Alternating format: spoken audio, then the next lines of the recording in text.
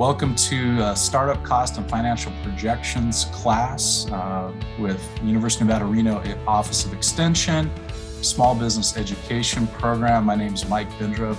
I'll be one of your instructors today, and I'm here with Mr. Juan Salas. We'll be kind of tag teaming on this class today to go over some stuff. If you have any questions, please put them in the chat so that we can make sure to answer those as we go along. We're happy that you're here with us today, and if you need to, we have our Facebook page on here, facebook.com/extension-business-education, and also our website is extension.unr.edu/BusDev, BUSDEV. On there, we've been hard at work building an online virtual classroom, which is a video classroom that you don't have to sign up for a full course or anything like that, but it's free community resources for you as members of the small business community. And you can look up either full-length classes like the one we're teaching today, or there's a series of quick tip and how-to videos that are shorter if you got 3 to 5 minutes and you want to look up a couple of things on there. We have several different pillars, including finance, startup, management, operations, and I think there's one more. Marketing. Almost forgot marketing, right? Don't want to forget marketing. So we have these 5 pillars that we have all our classes in. So we'd like to welcome you guys to take a look at that. You can find that at extension.unr.edu/bizdev and click on our virtual classroom. It's in both English and Spanish. So we've been hard at work doing that, but on with our presentation. So today we're going to be talking about 4 different things, essentially. Startup cost estimates. We're going to talk about creating financial projections, break-even analysis, how we actually perform that, and some budgeting, and then an action plan for you and some tips moving forward. We want to give a plug today for one of our great partners that we have, the state of Nevada, the Department of Business and Industry. Their website is business.nv.gov, and they have a tool on their site called the Roadmap. And if you go on there, if you go to business.nv.gov, you click on the Business Resource Center. It has this guide to starting a business. You can click on it. It's there on the right. You see the yellow boxes. It's an interactive PDF that kind of guides you through the whole process of starting a business in Nevada. If you're concerned about what steps you need to do and how that happens, it's a great tool. You can click and download it yourself, or you can click it on their website. It's accessible both on your phone and there, and just guide you to the right resources. So they're a great partner that we have in the state of Nevada for small business. So we want to put a plug in for those guys. All right, startup cost estimates. So there's a few things we have to talk about. When you're looking to go into business, what kind of place do you need?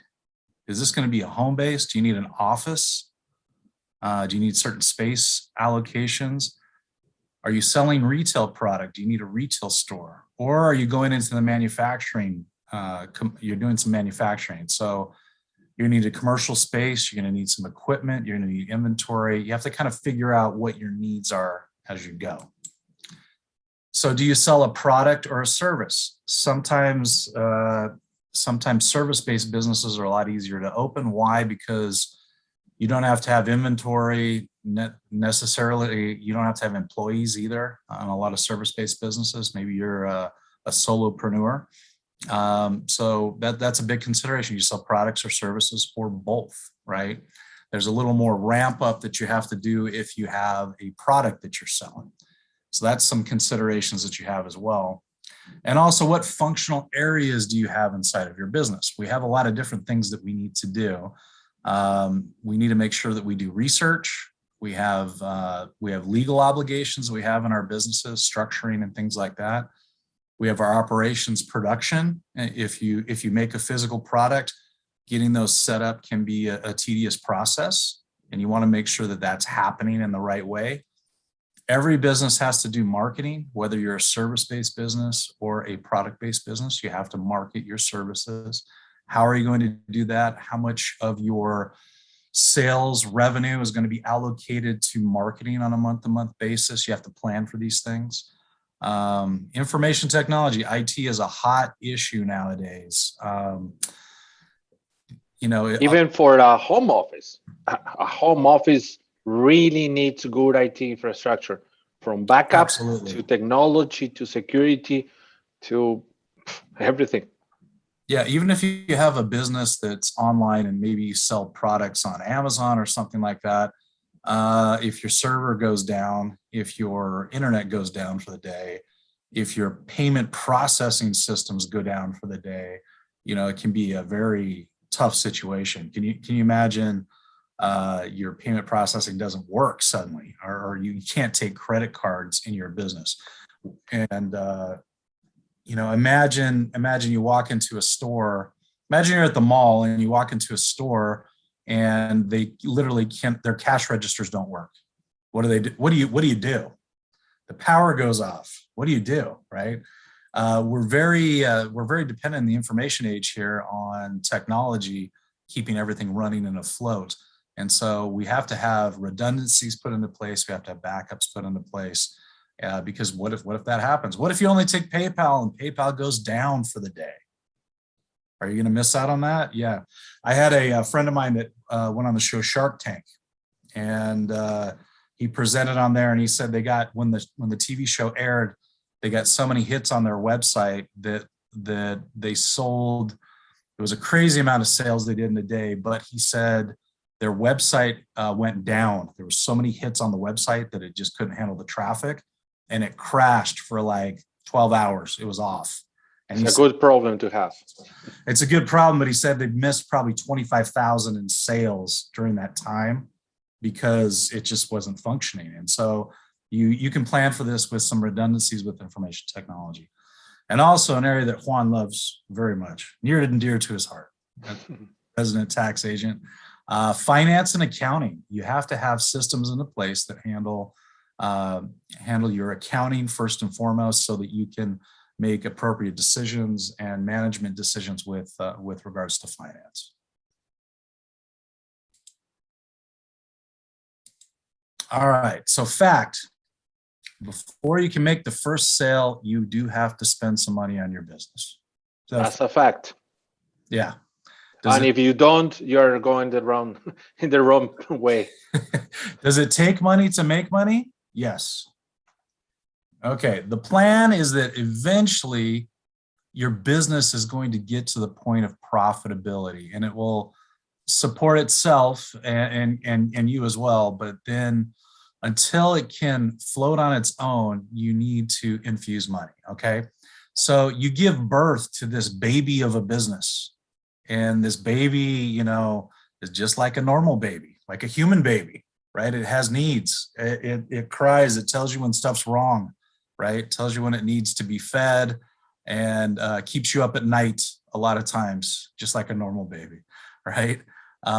You have to take care of it and help it to grow on its own until it can kind of walk on its own by itself. I mean, it's very, very similar to raising a child as you're raising this business.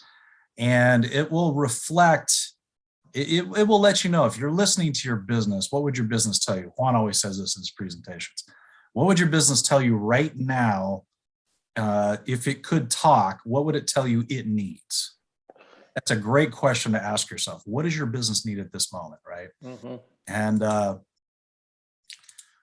the challenge is you have to budget for any amounts that are necessary moving forward. And if you don't go into this with an accurate picture of what you need, failure is almost inevitable, because you have to be able to forecast for things that are there. And that's what we're going to talk about today. And based on your experience as a business advisor, are businesses right on the money? Is it possible to budget just precisely, or there's always things coming up. It's like when you go to the vacation trip, I'm going to budget for this vacation. I got my airplane and I got my hotel and I got some money for food. What else do I need? That's a great question, Juan. Quite often, small business owners that I've counseled will put together their projections, their business plan, and after a year, we come back and we revisit the original plan, which is great. You survived a year, congratulations. Let's look back and see what you planned and what actually happened. And the rule of thumb is, it tends to cost twice as much and take twice as long. I mean, that's the honest truth is you need to prepare for the unseen and the stuff that is going to come, plus the stuff that's not there. It's just like this example. If you're going on a vacation, let's not plan on running out of gas before we reach our destination, right? If you have to go on a trip of 400 miles, you need to plan to have enough fuel to get there and to get back, and you need to have a roadmap on how to go, right? So we plan for the best. Now on any given trip, you can have car trouble, you can have a tire blowout, you can have engine failure, you can have all sorts of stuff. But if you've planned for contingencies, that you can do it. Stuff will always come up, and that's part of being a business owner. It's just part of life. We have curveballs thrown at us all the time, but we want to try to plan as well as possible so we can avoid any undue problems that happen. We don't want to suffer from self-inflicted injuries in our business, right? You don't want to. If you don't plan for this stuff, it's almost like you're in trouble from the get-go. But if you're at least planning for it, you're allocating a budget necessary for growth and for the problems, you can weather the storm. All right. So getting open. We have to do a few things. We have to set up our business first and foremost, right? And there's a lot of issues that go into setting up a business. We have to get licensed properly, which, still to my surprise, a lot of small business owners don't even set their licensing up properly. All of a sudden they'll get into it and they're missing something. And this is important because the government can shut you down. That's their job, is to ensure that the reason we pay licensing fees and things are to ensure that customers get handled properly and that their needs are taken care of as well. You have to incorporate or set up your business, your structure. Are you going to be structured as an LLC? Are you going to be structured as a partnership? How are you going to handle that? Is your website up? Are you set up properly to promote your business, to talk about what you do? Do you have insurance? That sounds like a dumb question, but a lot of people don't even consider insurance. Do you have a general liability insurance policy? If you're dealing with the public, if you have a physical space, anyone can walk through your door and slip and fall, and that's a lawsuit. Insurance should take care of those type of things. So you need to be prepared for that. Also, you have to have initial inventories in place as you're doing so. So before you start, there you go. Now, assets. You have to acquire capital assets, and these are assets are things that have value. Okay, so an asset is something that's worth money. Okay, and assets are transferable, they're sellable, and if you think about it, your net worth as a person and also as a business is based on your assets. You take your assets, you subtract your liabilities, and you equal your owner's equity. That's our balance sheet. Is that so? Assets, we usually have them over the long term. Okay, assets are things that have value, but they also depreciate. Okay, depreciation simply means the longer you own it, the less money it's worth. Okay, so a car that you buy today, you drive it off the lot, a year from now, it's going to be worth less than it is today. It doesn't go up in value, it goes down. Okay, and so you have to continuously purchase new assets that are going to be used in the business. So buildings, plants, equipment, software, especially software. What's the shelf life on software, right? So assets in general, we typically use a year. If assets are something that don't go out of style within a year, right? Signs, shelves, stuff that you have that you're going to keep for a long term.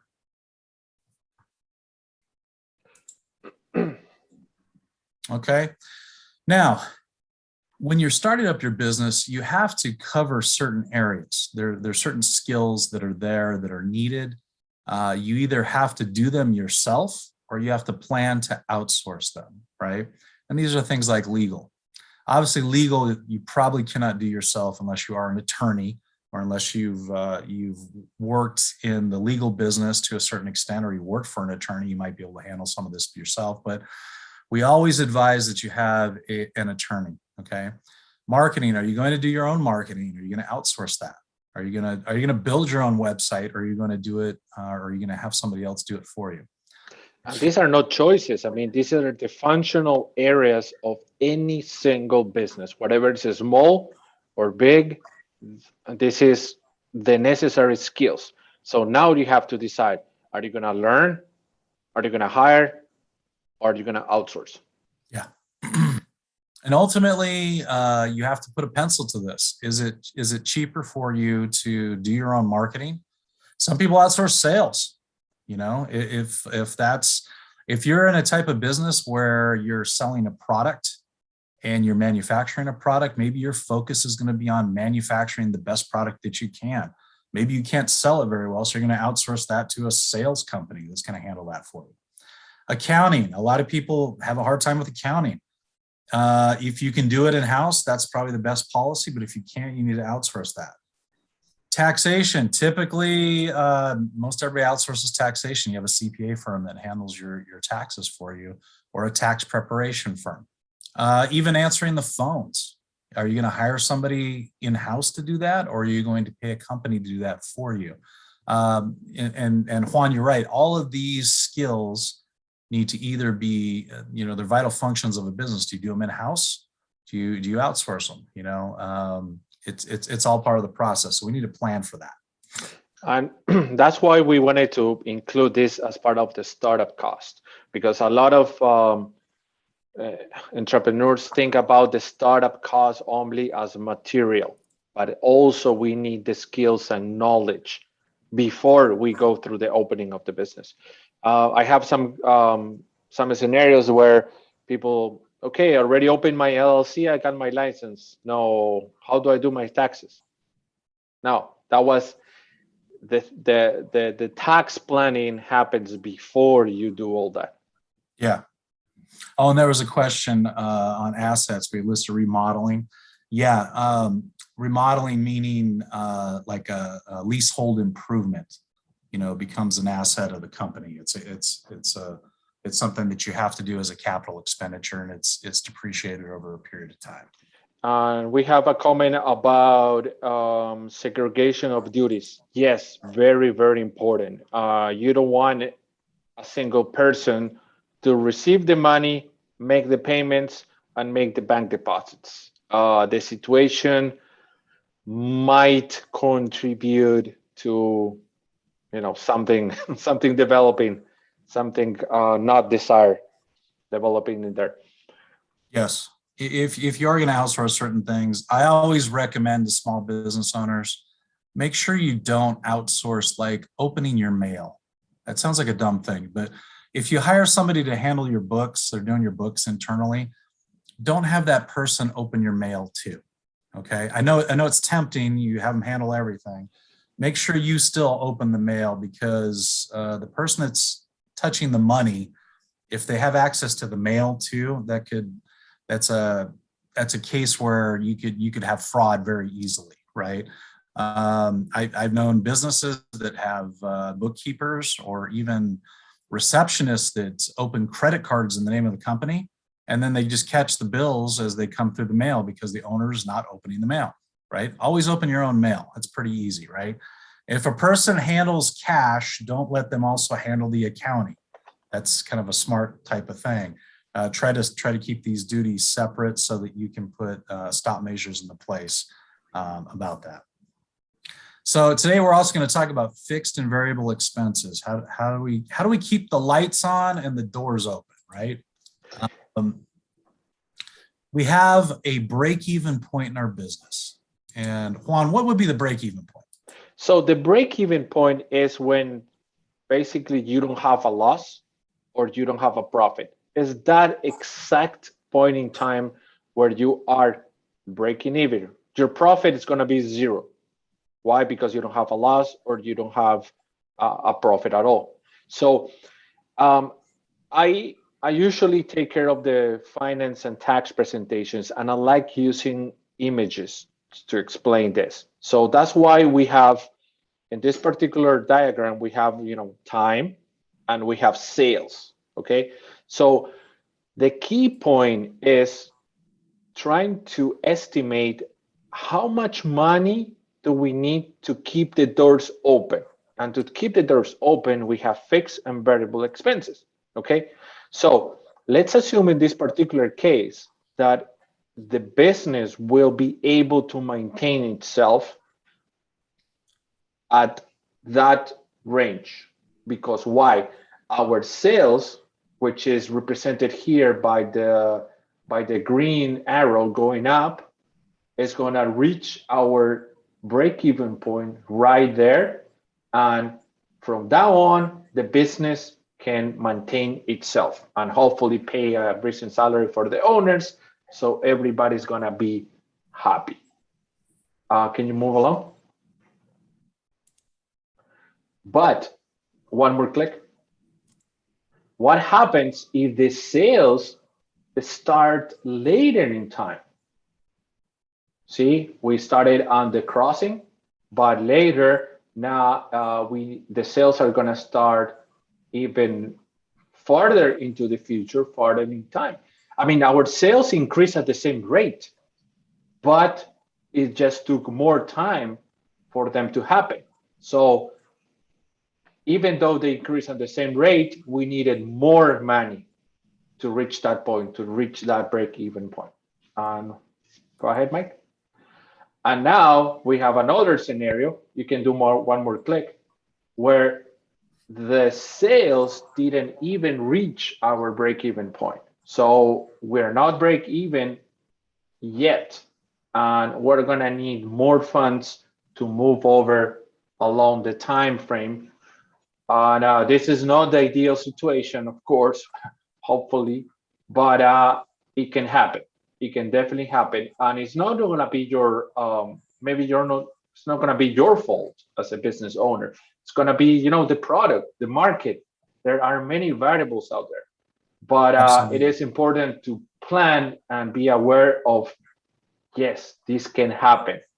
So what can we do so it doesn't happen? So just want to show you visually.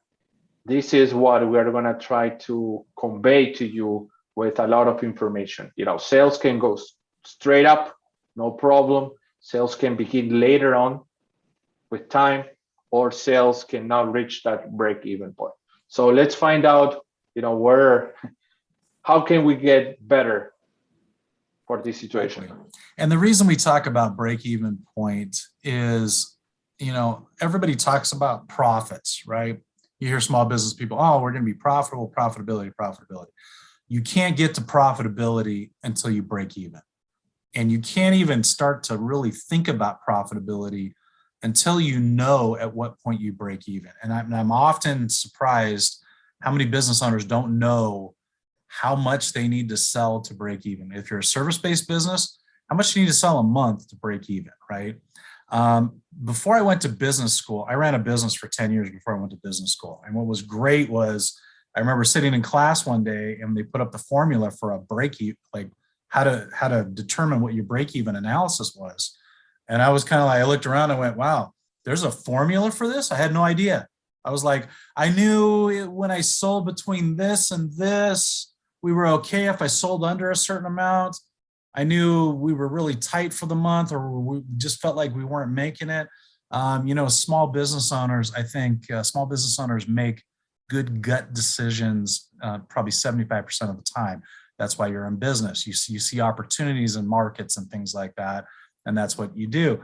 However, there is knowledge behind this to show you where it's at. And so we need to figure out what the break-even point is. Whether you own a restaurant, it's like, how many plates of food do I have to serve at lunch every day in order to break even? How many customers do I need through the door? How many certain jobs of this type, or this type do I need to do every month? So you can have it in your head that if I want to have a certain level of profitability, I need to sell a certain amount based on my cost of goods for making that product, and also my overhead, my expenses that are there. You know, sometimes it doesn't happen to you, Mike, that let's say that you're heading home. You know, the gas tank gives you that yellow line. Now we have technology that can actually tell us, you know, you can drive, 5 more miles with the gas that you have left, and you start making calculations. Okay, the home is gonna be 3 miles away, so I'm gonna make it home. But what happens next? I mean, you have to go to the gas station. So you better plan to go and use your resources to go to the gas station, not to go home. I mean, home is your destination, but you get home and you're out of gas. But how are you going to get to the gas station later on to go to the other places? So that type of planning, even though our destination is one way, we need to reroute so we can make it even farther later on. Yep, exactly. So creating financial projections. It's harder to get approved for funds, especially when you realize you didn't plan correctly, okay? So if you're trying to find an investor, if you're trying to get someone to invest in your business, if you're trying to get a bank loan, if you haven't planned properly, people aren't going to loan you money, okay? You need to really think this process through. What problem does my product or service solve? Who's going to buy it? Where are they going to buy it? Okay. Where are you selling at? How are you distributing this into the market? Are you selling online? Are you selling direct? Are you selling through a sales organization? Are you personally selling this? What do I need to charge in order to make a profit? What products or services are competing with me? And can I make a markup? I've had countless clients that would figure things out. I had a lot of inventors as clients over the years, right? And inventors are great people because they tinker around, they find solutions to things. However, just because you create something doesn't mean it has value in the market. Okay, that's a tough pill to swallow if you're an engineer. You're like, I engineered this amazing thing. And I look at it and go, yeah, that's really amazing, but do we need that in the market? Are there people willing to pay you money for that? I always had people, Juan, that were they'd tell me, oh, Mike, I make the best cookies you've ever tasted. And I go, I believe you. I totally believe you. And I always ask them, how many did you sell last year? You make cookies? Do you sell them? Oh, no, I'm not allowed to sell them. I said, come on, how many are you selling? If your cookies are that good, I want to see that you have demand for this. And usually they'll say, hey, I have family members and friends that, I sell, 5 dozen a week of these cookies. I think I can sell more. Sales is a way that you really can prove value. And we put this slide because with Mike, we want to make you think about beyond the regular business plan and beyond the startup expenses. You know that you're going to need capital. You know you're going to need a startup expenses like the computer, the table, the desk, the licenses. But what we see is that you have to put a lot of money in the research about the product and the market, even before the licensing, even before opening your LLC. That stuff is just necessary add-ons for the big idea. But do not save or try to save money. Don't be cheap on the research. That's what we want to do. Yeah, and market research can help you in a lot of ways, okay? And when we're talking about financial projections, we want to do some research that will give you information on your type of industry, okay? For example, if you're going into a bank to get a loan for, let's say you're opening a small pizza place, right? You're a small pizza place. The bank already has dealt with, maybe 100 different people trying to open a similar type of business as you. They already know by customers, they may have funded loans for other pizza shops. They know more or less how much you should be asking for a loan. They know how much an equipment costs for that type of business because there's certain benchmarks that are out there. And if you do your market research, you can find this too, right? So there's industry, there's professional associations that are out there. There's demographic census information that we have, you can get from the Census Bureau. Our universities are an exceptional spot that you can get this. So at the university here, and also our libraries have research associates that can help you with this. One database is called IBIS World, and it tells you benchmarking. If you want to open a coffee shop, just an independent little coffee place, it'll tell you, is it a growth industry? How much did it grow last year? What are the average daily sales? What's the revenues for the year? What are the average costs? What's the debt servicing that an owner has to have? So at least you can understand that you're in the ballpark for it. For example, if you want to open a coffee place and the industry average says it's a growing industry, it's growing at 5% a year, how much did it grow the last 10 years? Maybe it grew at 8%, but it's only growing 5% this year. So the demand is slowing in that area. So you can predict that you're not going to quadruple sales every year because it's this new hot thing, right? It's there, and it may be a needed thing, but there may be a cap on the market. So you can kind of look that through and get information of how much that would be. And then you can plan accordingly. Hey, it costs on average in America, people that own these type of establishments have a certain cost structure and a certain debt structure to what they're doing. So it allows you to have that information to have a more, you have your eyes wide open when it comes to planning for Mike, but most of these reports, sometimes for EVs, for example, they're not free. They're free if you go to the university. You have to go to the university. You can go to UNLV. There's actually a business librarian at the university you sit down with and you ask them your questions, and they'll put you on a computer with these databases, and they cost thousands of dollars a year. That's why the universities typically have them. CSN has them. UNLV has them. I know too, our library system also has access to these. So we have partners like Nevada Grow. Absolutely, absolutely. Yeah, Nevada Grow, if you want to talk to Kevin Rayford over at CSN, he runs the Nevada Grow program here, which provides economic data to people for that. So if you want to determine where to put a business, we can get some update data from them as far as that stuff goes. So, and also I want to put a little bit of emphasis on the industry and professional associations. Pay them, join them. The memberships, yes, they're sometimes a few $100 a year, but you're going to belong to the group. You want to be part of the industry, so you have to invest on the associations, professional associations.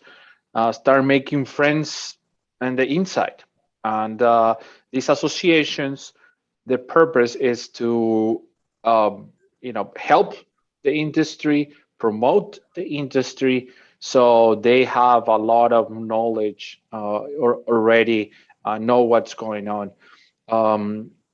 And the other players in the game, right? Your competition. Are they good source of information, Mike? Absolutely. Shop your competitors. Shop Yes. yourself. I always say shop yourself, shop your competitors, and see what they're doing that's different and better. Yes, and maybe you cannot do it locally, but take a trip, somewhere in the country. The industry might be a little bit different, but if you're gonna go open, I don't know, an ice cream shop, go and take a look what's going on in California and Texas, or some similar weather city. if we are going to open a marketing firm, or what else, if you're going to do like a glass shop, go and take a look, visit, do a little bit of See what's tourism. there. It can be tax deductible. So yes. We used to own a family business that was a picture framing company. And as part of this, I wanted to see how long our sales process was and our production process versus our competitors. So I did the same thing. I shopped. I went to Michael's, and I ordered the same thing at Michael's. And I went to like Aaron Brothers. I went to a couple different independent picture framing companies, ordered the same product from all of them. And then I brought them in and we talked to our team about it. And it was, how quickly did they give me an estimate? How quickly did they get the job done? What was the overall cost of it? What was my customer experience? And we reviewed these things, and it was really fascinating because it was all over the board. Some were very quick at getting the job done. Other ones were extremely expensive. The prices varied wildly. And so we could really shop the competitors and see what was out there and what we could do better and what we could do better and what we could improve in, but also in certain areas, maybe, as far as pricing and things like that, where did we fit in the market? And so I think this is an excellent, excellent way of doing things. Also, your competitors sometimes are your best friends. I got to tell you, in certain businesses, I used to be in the printing business, and sometimes I'd run out of ink right in the middle of a job. And I knew my competitor had the same exact printer with the same ink. I'd call them up and go, hey, do you have an extra cyan? Because we just ran out right in the middle of this giant print that we're doing. And, we would do that. Or he'd call me sometimes and go, hey, I got a client I just can't handle. Can you take care of him for me? Yeah, absolutely, sure. And so, I know when you watch stuff on TV, it seems like the competitor, you guys are just butting heads all the time and you're trying to kill each other. It's not the case. Your competitor can be your best friend. If you have a job that's difficult or you don't want to do, or you can't handle that for a client, you can pass that off to one of your competitors, and vice versa. You're in the same ballgame. And what Juan said about industry and professional associations, every professional association has two things that are very important. Number one is they have some sort of publication. They have a magazine, a newsletter, something that comes out monthly that talks about your industry, right? And they also have an industry trade show or a conference where you can go and meet other people in other markets that are doing the same thing that you're doing. You exchange war stories and you get tips and tricks, and they have classes that teach you how to be better at your type of business. So absolutely join those professional organizations so you can understand what's going on. And you can join them before you open your business, okay? We just had a pizza expo here in town, right? If you want to open a pizza place, probably going to that would be a great idea prior to opening. Don't you think, Juan? If you Definitely. Making pizzas, go to an expo. You'll become pretty knowledgeable in just a few days. So it's well worth your time and effort. Yeah, after that, you decide if you want to join or not. Now, let's talk about our financial projections, okay? This is fiction, all right? I hear small business owners all the time say, these numbers, Mike, I tell you, these numbers are very conservative. And I always tell them, no, they're not conservative. It's fiction. It's pie in the sky. You are literally writing a story of what could be, okay? Understand that. These are not conservative numbers. It's fiction. Like, it hasn't happened yet. And there's a few different P words we're going to use here, okay? We have to make sure when you're writing this fictional story, to make fiction good, unless it's science fiction, right? But we don't want to say science fiction. This is fiction. Is it possible? Okay.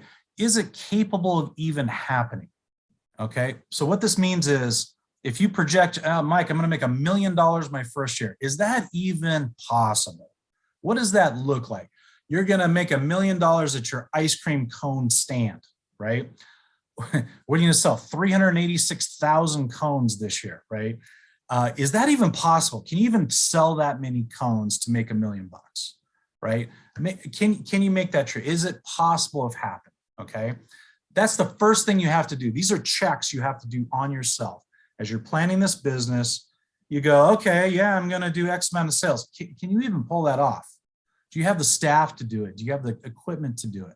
You need to know your limitations when you go into business, okay?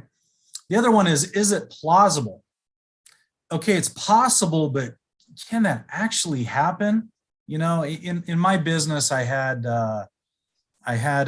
giant poster printers, and like our maximum that we could do a day, if I was doing a 2 foot by 3 foot poster print mounted and laminated onto foam core, packaged and delivered to the client, I could do about 50 during a shift, okay? 50 completed, done and done. And that's great, right? It's plausible. Is it possible? Yes. Is it plausible? Yes. Now, if there's any burps along the way, if something happens to a machine or something like that, we can't do that. Or if something's down or whatever. Can I do 55 in a day? No, I can't. Why? Because 50 was our sweet spot. If anything more than that, I had to like double the amount of ink that I purchased because your costs go up, right? You gotta really balance this stuff. So is it plausible? Is it possible I could do 100 prints a day? No, it wasn't possible. I could probably do 60, but my costs are way out of line. So is it plausible to do 60? No, I'm better around 50. So if I get a job or a client that came in and said, Mike, I need 75 of these done. Am I going to take that job? Probably not, because I can't. Is it possible that I do it? You know, I might be able to pull it off, but is it plausible? No. Okay. And then we look at, is it probable? Is it likely to happen? Okay. It's likely, but it's still uncertain. So we have to look at this. Is it possible? Is it plausible? Or is it probable? All right. Make sure, as long as we can get to plausible, I'm okay with that. Right. So if you're a restaurant and you say, I'd like to earn X amount of sales during a week. Okay, great. What does that amount to when you start talking about food? Okay. How many plates of food? How many actual drinks do you have to serve? Can you physically serve that amount of drinks? Can you serve 300 plates of food during a lunch hour? I don't know. It depends. How big is your restaurant? How many staff do you have? You really have to look at this and say, how many plates do you have? How often exactly, do you have to Juan, wash can you them? wash enough plates to make this happen? You know, yeah, Juan, we have 295 plates. Can I make 300 plates of food? Yeah, and we only have to wash dishes like once. Okay, that's pretty plausible, right? Do you have enough servers to do that? Can you physically cook that much food in a shift or however you're doing it? So we have to look at this as an equation. We have to say, is this plausible? And that's product and sometimes service. For example, on my tax practice, is it possible that we can do 20 tax returns in a day?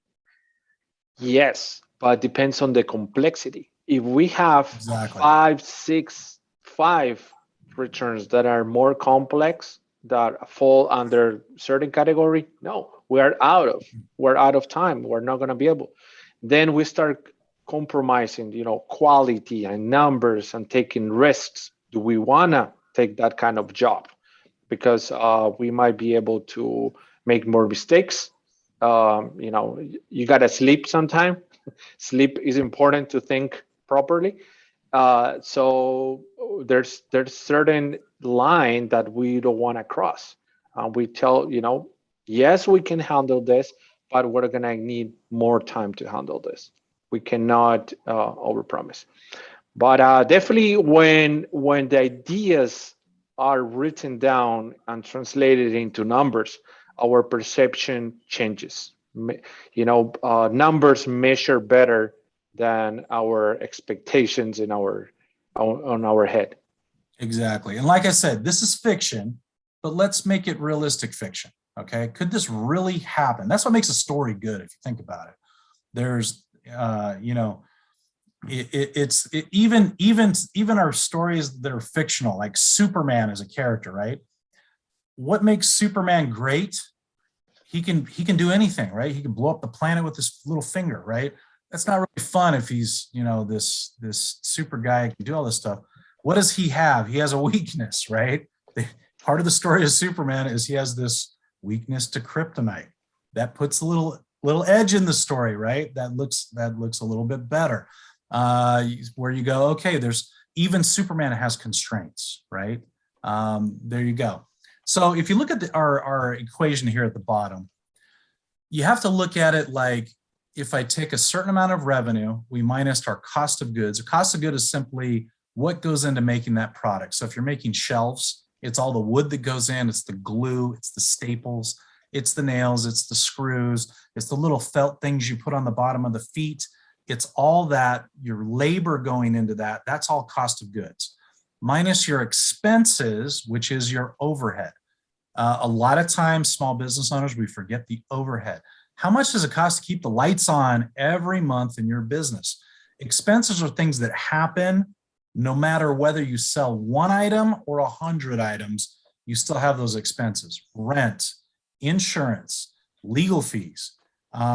This stuff happens. You have to keep the internet working, right? You have your internet access. You may have your certain subscriptions you have to maintain for software and things like that. You have to have certain types of maintenance done to certain equipment. These are things that have to happen, and you have to keep the lights on. You have to pay your security, if you have an alarm system on your building. You have to do all that stuff. That stuff happens whether you sell one thing or 100 things. So if you take your revenue minus those costs of goods, minus those expenses, you can predictably say, plausibly say, we can have X amount of profitability. Okay, so I want you to have that in your mindset, that this is a fictional story you're writing, but let's make it, if you can put it on paper and you can say, here we go. So when you start your business, all of a sudden you plug numbers in, you take your first month and you go, okay, I was planning on having revenue of certain amount and costs of a certain amount, expenses of a certain amount, and I was predicting to have a profit of this, okay, if that works on paper. However, my revenues were half of what I thought they were going to be. That's a problem, right? And my expenses were a little more than I thought they were going to be. And my cost of goods, I was right on cost of goods, but my profits are lower now. So what do I need to do? I need to increase those revenues, and I need to try to decrease the expenses, okay? So it gives you a model that you can follow to say, if I do these things, it'll work, okay? All right, we're gonna go to a quick spreadsheet demo. I'm gonna zoom in on this though, so we can see it a little bit better. There we go. What we're gonna do is these are our startup sources and expenses. So when you're starting a business, you wanna look at a few different things. Number one, you wanna look at your sources of capital. Where's the money coming from to start this business? We're also going to look at capital expenses, okay? The startup costs, right? Well, these are capital expenses, Juan. Okay. Things like we said before, like an improvement to a building or some construction or certain equipment you have to buy.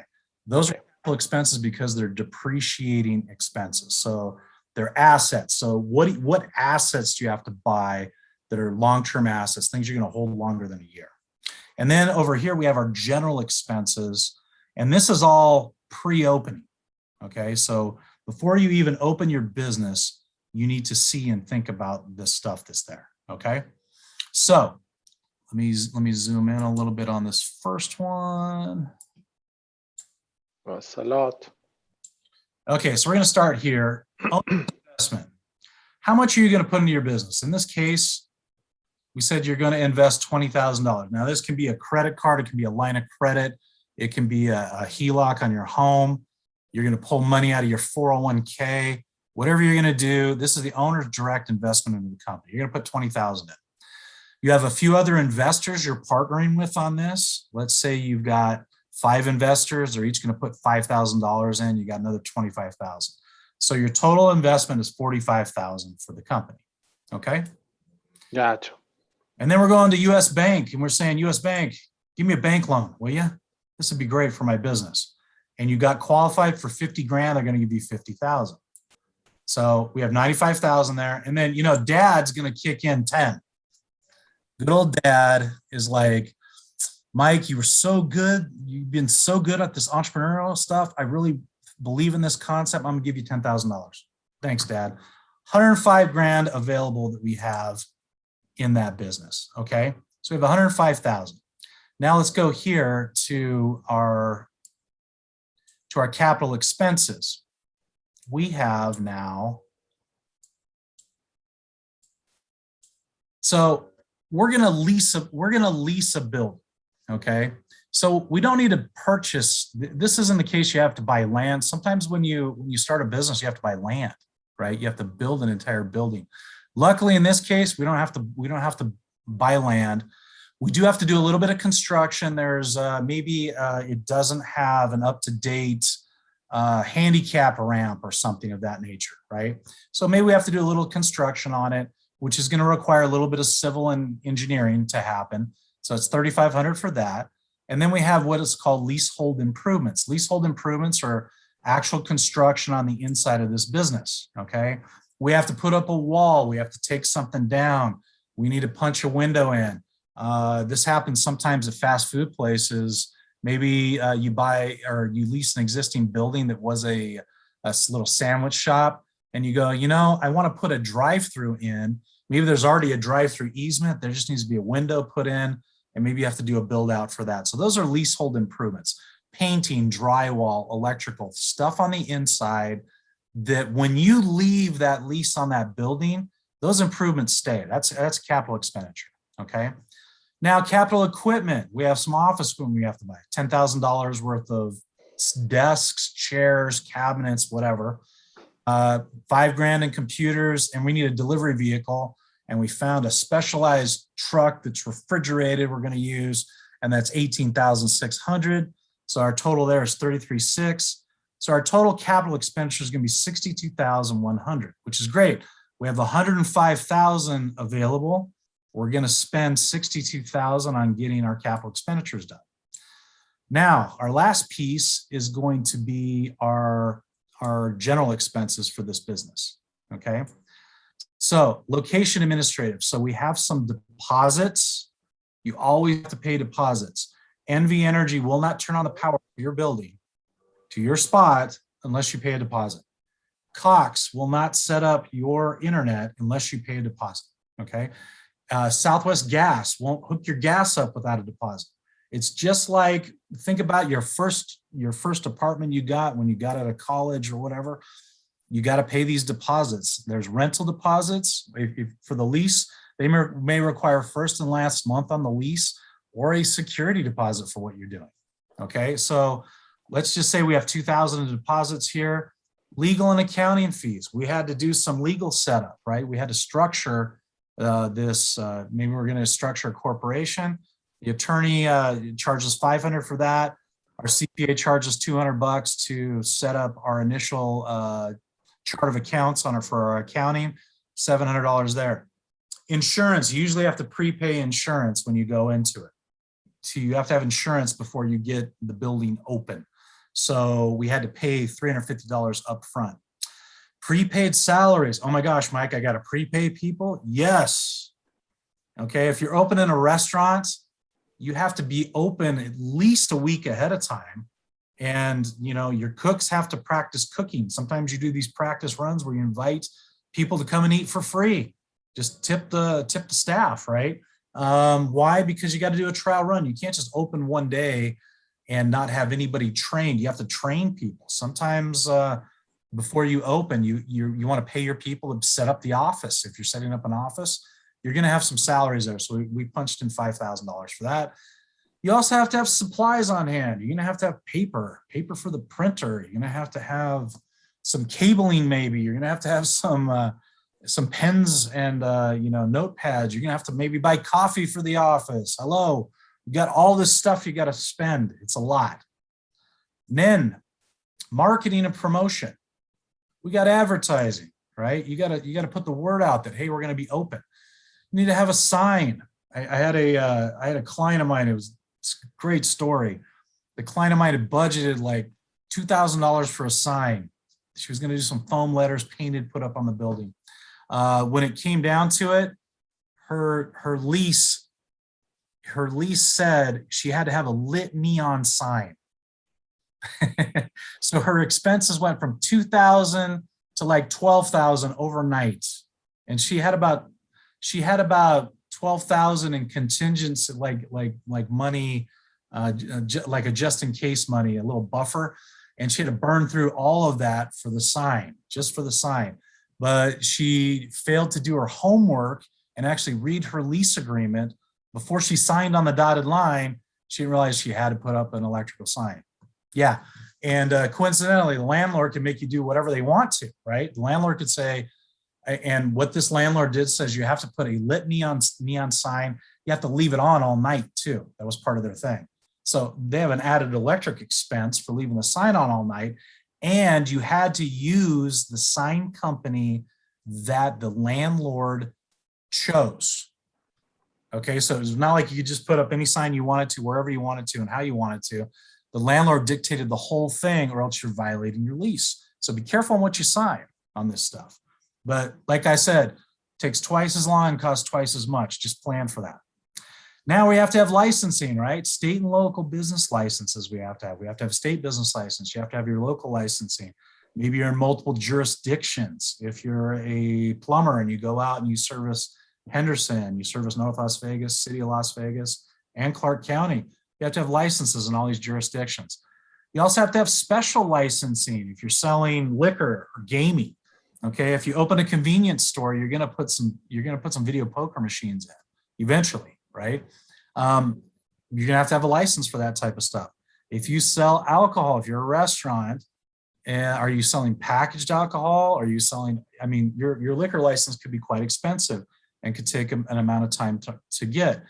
A lot of times in restaurants, selling liquor is where the profitability really lies. They break even in food sales, but with drink sales, they really come out ahead. So it takes an investment to get that open and running. And then we're going to have some opening inventory for what we're doing. If we're selling products, we're going to have some kind of something there. You know, if you're a restaurant, you have to buy all the food up front.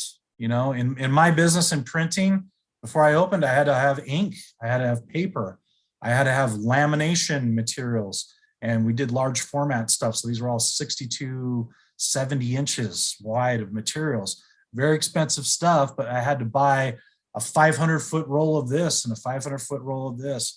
You have to you have all this inventory on hand that you can turn into sales, right? So the bottom line was our total general expenses were $13,250. So now we have a total amount of funds available was $105,000. Our total capital expenses was $75,350. Well, our total capital plus our total general expenses, that's $75,000, the two of them. So that leaves us $29,650 in working capital. So here's where it gets interesting. Remember we said it has to be plausible, hopefully possible. You know, is it possible to open a business with this scenario? Sure, you could do that. How much does it cost to run the business month to month? How much can 29,000 float your business, right? So you have to look at it as far as cash flow. And that's the second part of our initial image, you know, where we have time, sales, and time. Time starts clicking and money is going to start coming out. Exactly. If your cash flow is positive, okay, if you have money flowing in, if you still have money in the bank, if you have cash on hand, you stay in business. If your cash flow hits negative, you are out of business. You're done. You got to close the doors, right? You have to be able to float that. Now, how you float that is either you borrow funds, right? Or you invest funds yourself, but you cannot run out of working capital. A lot of businesses close because of lack of working capital, okay?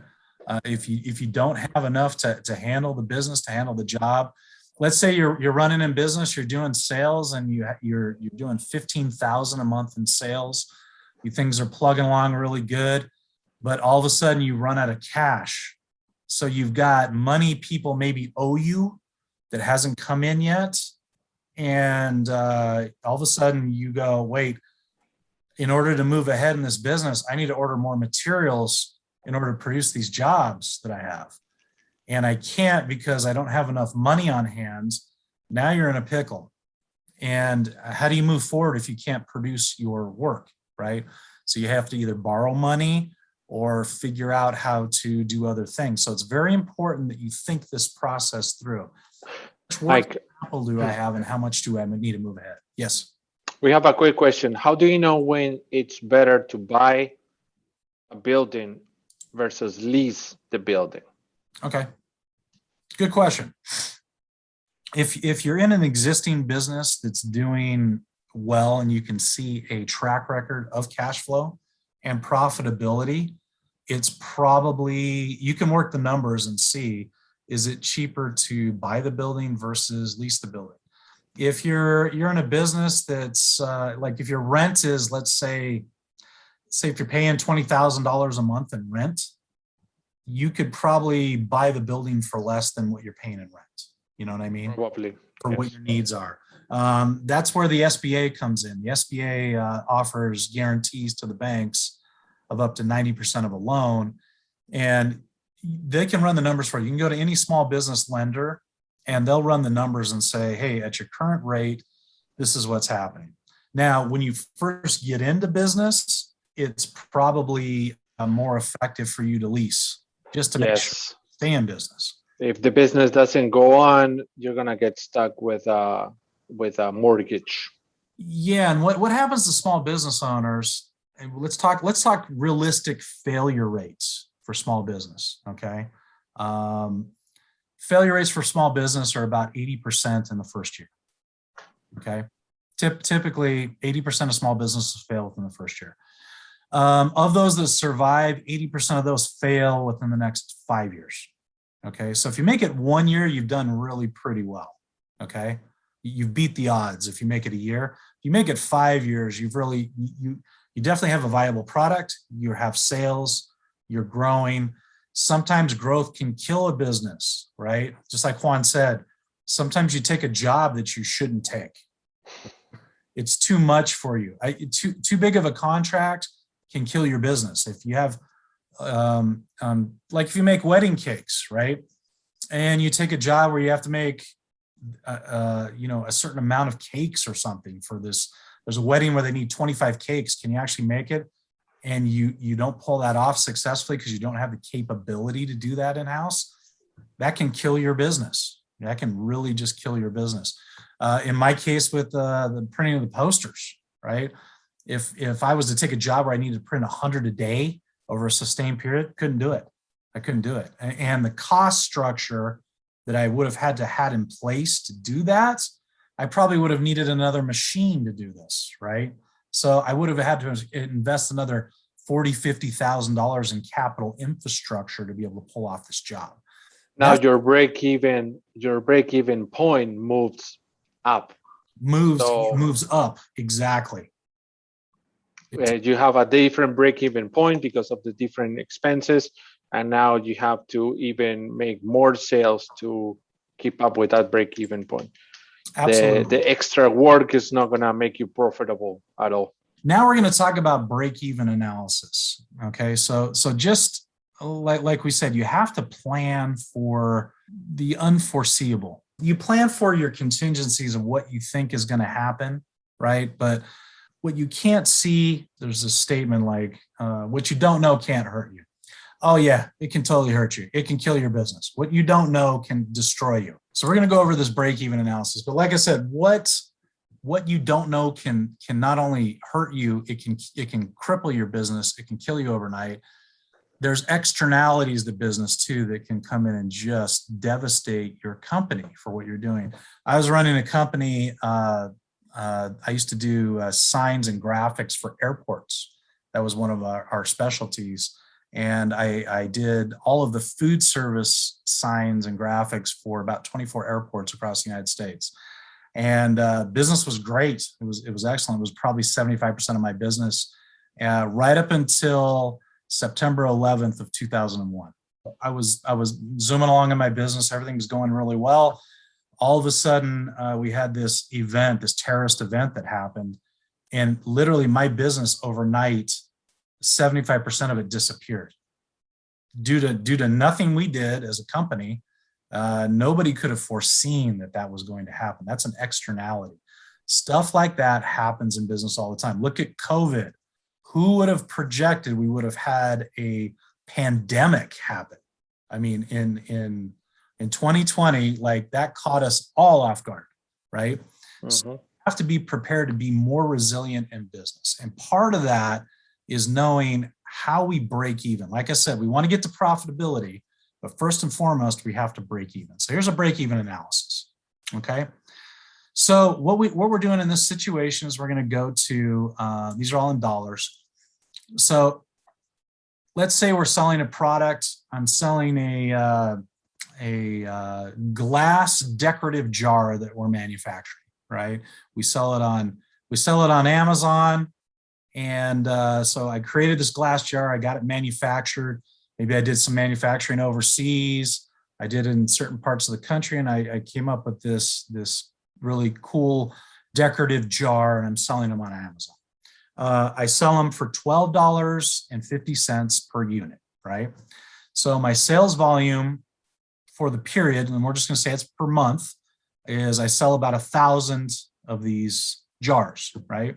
So my sales is 12,500 in actual gross sales, okay? Now let's talk variable costs, okay? Now remember, variable costs increase and decrease with production. So because as I'm selling on Amazon, I have to pay a $2 commission per item. That's what I average, okay? And it costs me $2.50 of materials to make this jar, okay? So that's what the manufacturer, let's say I'm outsourcing my manufacturing. I get it done in China or in Mexico. It costs me $2.50 a pop. It costs me $1.10 to ship them per unit. There's some additional packaging and some other variable costs per unit that are in there. So 80 cents for supplies, maybe I have to put a label on it of a certain note, and then some other variable costs and packaging for $1.20.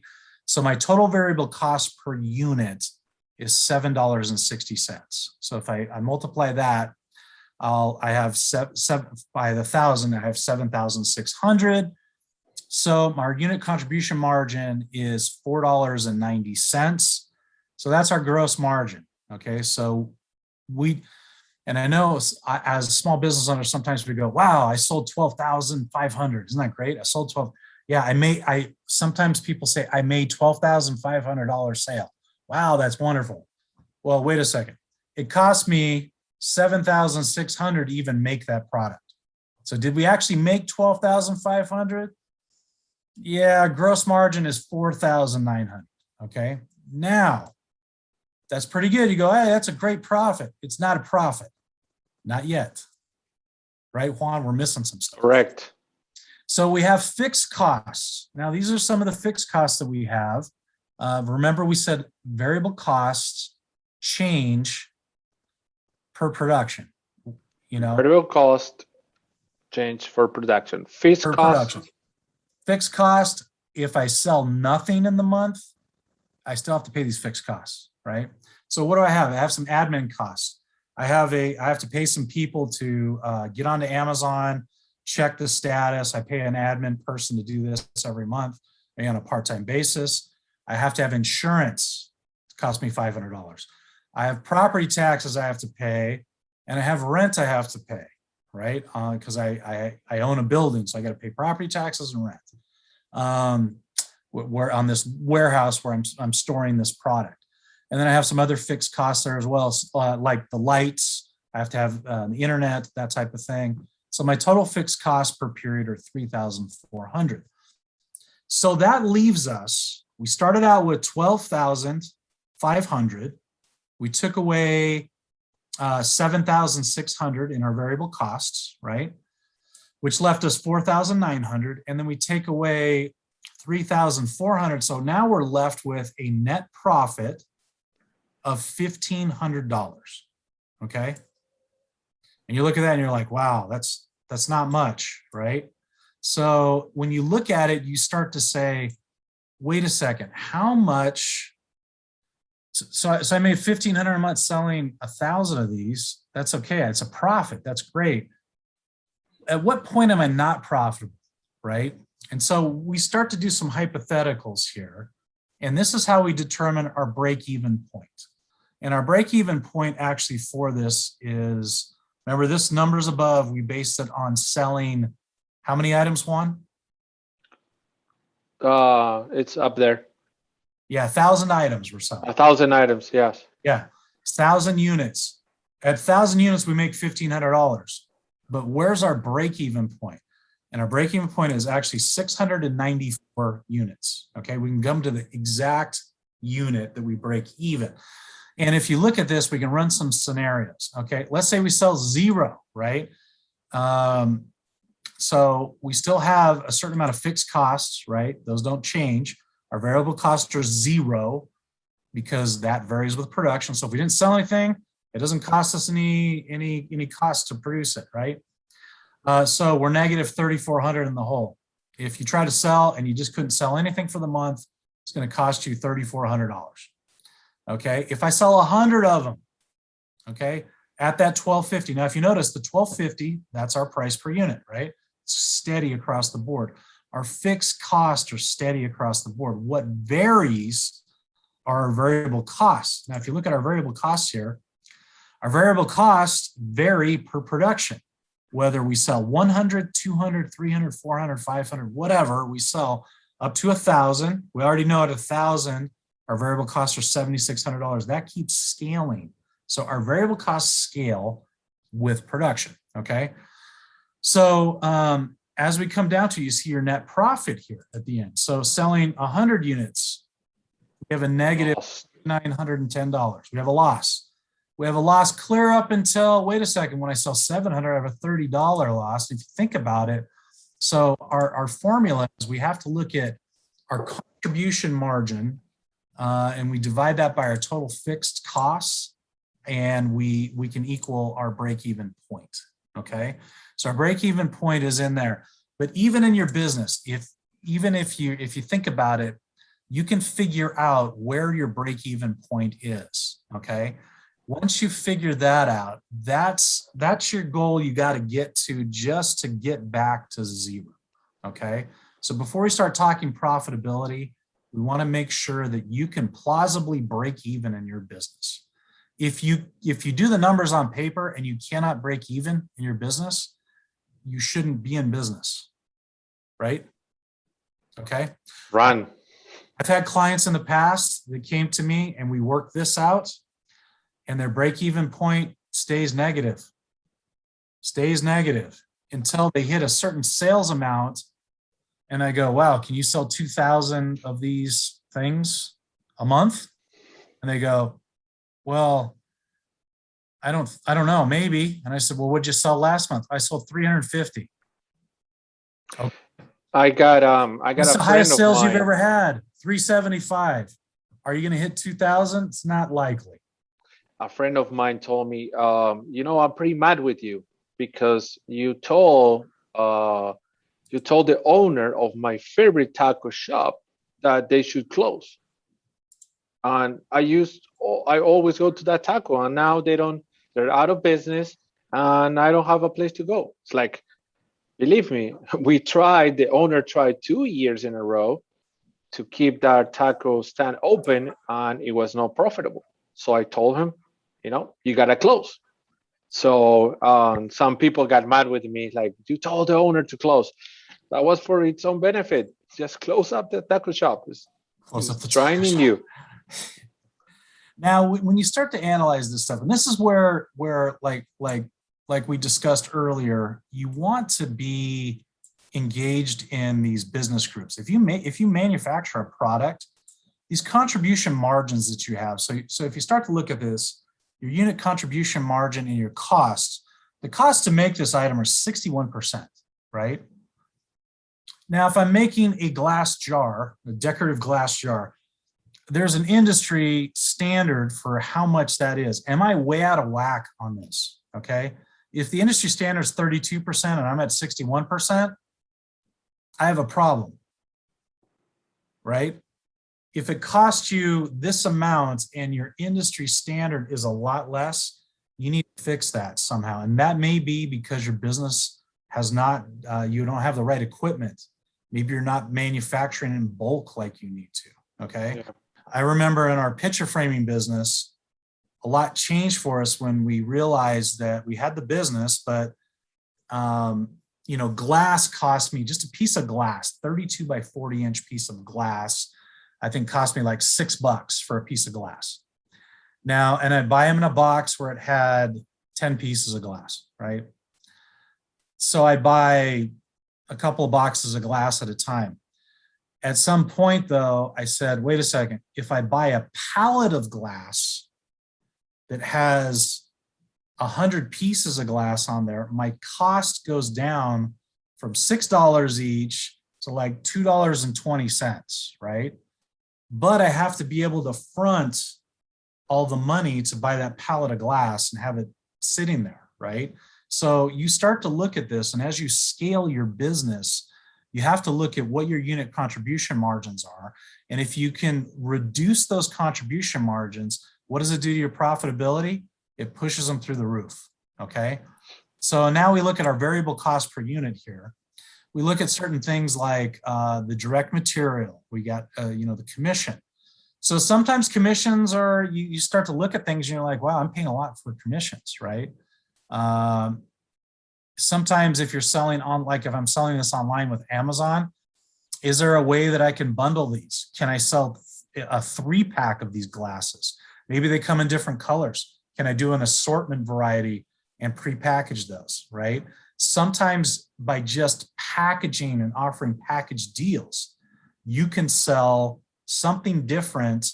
You're selling the same product, but you're just packaging it differently. So keep in mind that you may do some things. I have a friend of mine that sells kitchen items on Amazon. Okay, he manufactures them. He gets them manufactured, and then he bundles these items. So he had figured out that you know, if you're selling spatulas, right? So he has a bunch of spatulas manufactured. Instead of selling one spatula at a time, what he does is he gets a manufactured giant bins of spatulas, 3 different sizes. And then what he does in-house is he takes these spatulas and packages them in a 3 and a 6-pack. And maybe they're different colors in there, and they do that. So now you've taken your one product that you're selling and you're repackaging it, but instead of selling a spatula for $1 each, you may be able to sell a 3-pack for $6, right? It just depends on how you package that. There's a reason why we have, if you drive to a fast food restaurant, we always have these meals, right? These value meals, they call them. It's value, right? What are they doing? They're packaging product.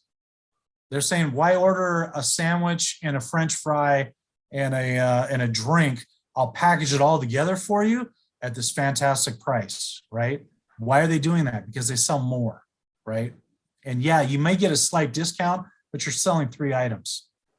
Sometimes I have seen when you package things, even at fast food places, sometimes the package deal costs you a little more than buying them separately and independently, right? So you can just change up a lot by how you package things. Okay, so here's our action plan. First and foremost, do your research. Okay, make sure that you've done your homework on where this is. Go to the library, go to the universities, use the settings. Juan, can you put the web address for Nevada Grow? Yes. Our stuff. I don't want to give you the wrong address. I think it's nvgrow. I'll do that. .org. I believe that's it.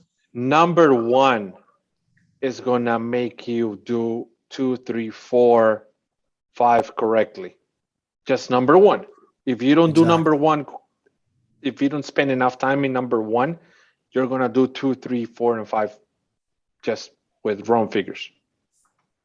Exactly. Second step, estimate your revenue and your cost of goods. Okay, if you have a business where you're selling something, or if you have a service-based business, like Juan said, with taxes, if I have to hire somebody to do tax returns for me, how much does that cost per return to hire somebody? How much does it cost per average? How much do I think I can do? How many of these returns can I do a day, right? Just like Juan said, well, it depends. It's complex in that, well, you have to estimate. I do X amount of returns that are complex versus X amount that are simple, I could probably plausibly do this amount during the day, right? Remember, it's fiction, but we need it to be possible and plausible, okay? So estimate your fixed and variable costs. You can estimate your fixed costs pretty well, okay? Your variable costs too, if you need to ramp up your production for whatever reason. So let's say Juan has to say in his head, what if I get 10 tax returns in a day? How can I do that? Well, that may be a little tough to do in a day, but if I had to bring on people to do that, how many people would I have to bring on? How would that affect my actual variable costs? Okay, if I'm manufacturing this glass jar example, like we said, this glass decorative vase or jar, how much is that going to cost the more that I produce, right? Obviously, our variable costs increase and decrease with sales. If I start making 10 more and I bring an employee, I cannot keep at the 10. I need to bring 20 more. Otherwise, my employee is going to drive down my profitability. Yes, exactly. And you have to look at how much you're going to pay that employee. How much that employee really going to cost for you? Yeah. You know, and then can you physically sell that much? I mean, you have to ask yourself a lot of these questions. Can I physically sell it? Is it plausible? We go back to that plausibility thing. Establish your break-even point. Say, hey, in my taco truck, I have to sell 85 tacos a day to break even. Okay. Or I have to sell, or not even put it like that. You can put it into tacos, but you can also put it into numbers. I have to sell $425 a day to break even. Can I physically do that? Can I plausibly do that, right? Is it possible? Is it plausible? Is it probable? Could I physically, could you see yourself actually doing that? You're like, wow, can I cook that many? Can I order that much meat? Can the truck hold that much inventory to do that much? Okay, you have to really look at all these things. And then number 5, what if scenarios? Well, what if I had 2 trucks? What if I had 2 grills instead of 1 grill? What would that do? Wait a second, that's a little more capital expenditure. I have to buy an extra grill, but what will that do? With my case, what if I bought another printer? If I bought another printer, it's going to cost me X amount more. I could borrow that money. This is going to cost me another $500 in debt a month to have that piece of equipment sitting there. Plus, I'm going to have to fill it full of ink and keep it full of paper. Does that pencil out? And at what point does that machine actually start making money instead of costing me money, right? Can you operate 2 machines at the same time? That's the other thing. Do I need to hire another employee to operate that machine? Exactly, Juan. You have to ask those questions. And everyone, please understand, this is before you open. You want to do this before you open. I don't want you to be in your business and suddenly you're like, what are we doing? You don't want to have that moment, right? Where you go, I don't know what I'm doing at all, right? And, you know, that's why we're here. We want to provide you guys with the education that you need before you jump into this. So you go in with both eyes wide open, right? So that you can make sure to make the right decisions and you can budget for it. Because if you think about it, Juan, maybe it would have been a better deal for me to have 6 machines and bring on a partner that was going to give me, you know, $200,000. Who knows about printing? Yeah, or who maybe brings contracts with them to handle certain things, right?